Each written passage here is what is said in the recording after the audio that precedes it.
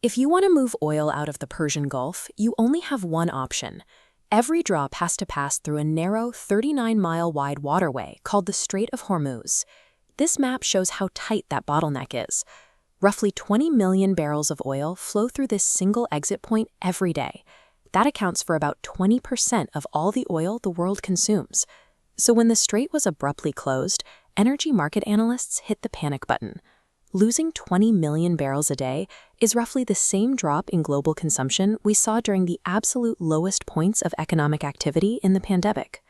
The International Energy Agency warned that a prolonged closure would be a more severe shock to the physical market than the oil crises of 1973, 1979, and the 2022 invasion of Ukraine put together. We are now 2 months into this closure, but the price of oil is hovering right around $100 a barrel. Adjusting for inflation, that is well within normal historical bounds. This line graph shows traders aren't just wish-casting a resolution. In April, spot prices, paid for immediate delivery, were $30 higher than future prices. But this week, that gap violently snapped shut. Traders aren't panicking about physical supply. If government intervention isn't the cause, and traders aren't being naive, we're left with a mystery. To explain these stable prices, we must find the physical ways 20 million barrels of oil are accounted for every single day. The first part of the math comes down to plumbing. The nations that usually rely on the strait immediately started rerouting their exports through alternative paths. Saudi Arabia pumped oil west to the Red Sea. The UAE pushed supply across the desert, and Iraq sent its crude north through pipelines into Turkey. Here is how the capacities of those alternate routes add up. They equal about 5 million barrels a day. The immediate hardware workarounds knock our initial 20 million barrel deficit down to 15 million. Then there are the blockade runners. Overall shipping traffic through the strait is down 90%, but satellite tracking shows about 4 ships a day slipping through. They carry roughly 1 million barrels, leaving a 14 million barrel daily shortfall. Pipelines and a few brave ship captains covered 6 million barrels. To find the remaining 14 million, we have to pull all the way back and look far outside the Middle East. The answer lies in the emergency savings accounts of the energy market, the massive global commercial and strategic oil inventories. The world entered this crisis sitting on unusually well-stocked reserves. JP Morgan tracked roughly 8.4 billion barrels in accessible storage before the strait even closed. This bar chart visualizes the scale of the relief effort. That massive 8.4 billion barrel reservoir is draining at an incredibly fast pace. Nations are continuously siphoning off their stockpiles to artificially backfill that 14 million barrel daily gap and keep prices stable.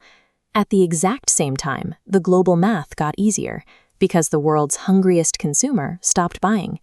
Imports into China have suddenly plummeted, and they aren't suffering shortages. Satellite monitoring of the massive Chinese tank farms shows their domestic commercial stockpiles are actually growing. In fact, Chinese state-owned companies are taking oil cargoes they previously bought and selling them back to eager buyers in Europe and Asia. A total supply crisis requires high demand to trigger a price spike, but the world's biggest buyer just signaled that they actually need far less oil from the open market right now. China's shrinking appetite points to a larger structural truth that many of the initial market forecasts entirely missed.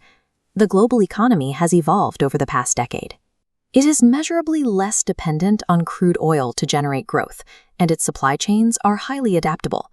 When faced with the threat of high fuel prices, industrial hubs immediately leaned on tighter efficiency standards and pivoted heavily toward other baseload energy sources, like renewables and natural gas.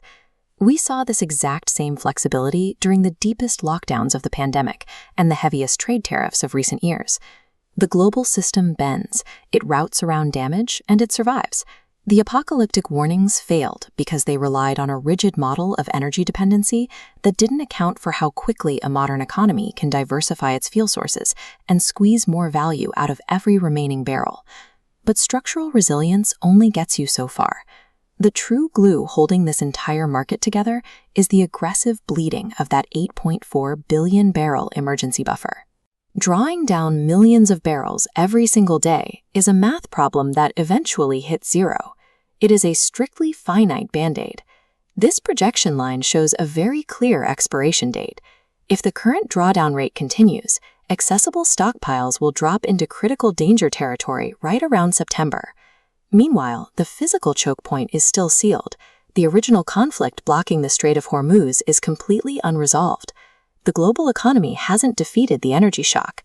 We are just burning through our geopolitical savings accounts to buy the single most valuable resource on Earth. Enough time to fix the real problem before